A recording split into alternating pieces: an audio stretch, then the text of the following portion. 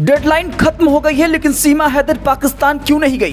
पूरा भारत आखिर सीमा हैदर को जब भेजना चाह रहा तो भारत सरकार सीमा हैदर पर एक्शन क्यों नहीं ली? देखिए क्या क्या कारण रहा कि सीमा हैदर को सीमा पार नहीं भेजा गया। 29 अप्रैल की डेडलाइन खत्म हो चुकी है। भारत में रह रहे ज्यादातर पाकिस्तानी वापस जा चुके हैं।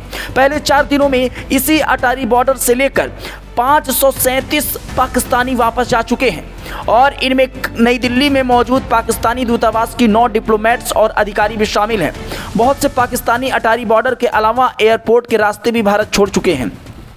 भारत और पाकिस्तान के बीच कोई सीधी फ्लाइट नहीं है, लिहाजा पाक नागरिक यहां से अन्य देश होते हुए पाकिस्तान जा रहे हैं। देश के अलग अलग राज्यों की तरह उत्तर प्रदेश में भी कुल 118 पाकिस्तानी वैध वीजा पर भारत आए थे और इन सब की शिनाख्त कर इन सभी पाकिस्तानियों को भी पाकिस्तान भेजा जा चुका है। लेकिन इन 118 पाकिस्तानियों में एक पाकिस्तानी का नाम नहीं था, वो सीमा हैदर है। भारत में इनकी एंट्री ही इतनी धमाकेदार थी कि कई दिनों तक ये अखबारों और न्यूज चैनलों में पर्दे पर छाई रही। जब ये भारत में दाखिल हुई तब इनका नाम सीमा हैदर था, अब सीमा मीणा के नाम से पहचान की जाती है। अब सवाल यह है कि पाकिस्तान से यूपी आई 118 पाकिस्तानियों को चुन चुनकर पाकिस्तान भेज दिया गया, तो सीमा यूपी में कैसे रह गई? जवाब बेहद दिलचस्प है। 23 अप्रैल को भारत के विदेश सचिव ने एक प्रेस कॉन्फ्रेंस की थी और उसमें उन्होंने पहलगाम हमले के बाद भारत सरकार की तरफ से लिए गए 5 फैसलों की जानकारी दी थी। इसमें से एक जानकारी ये थी कि भारत में मौजूद पाकिस्तानी नागरिकों के सभी 14 कैटेगरी के वीज़ा रद्द किए जा रहे हैं। इन कैटेगरी के वीज़ा धारकों को भारत छोड़ना होगा। विदेश सचिव का साफ कहना था कि 14 कैटेगरी के वीज़ा धारकों को जो पाकिस्तान से भारत आए हैं उन्हें भारत से जाना होगा। पाकिस्तान लौटने की मियाद खत्म हो गई, लेकिन सीमा मीणा अब भी ग्रेटर नोएडा के अपने इसी घर में मौजूद हैं। जानते हैं क्यों?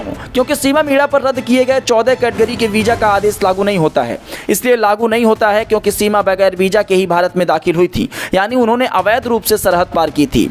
है ना कमाल की बात? जो पाकिस्तानी वैध वीज़ा के साथ भारत आए उन पर गाज गिर गई, लेकिन बिना भारतीय वीज़ा वाली सीमा बच गई।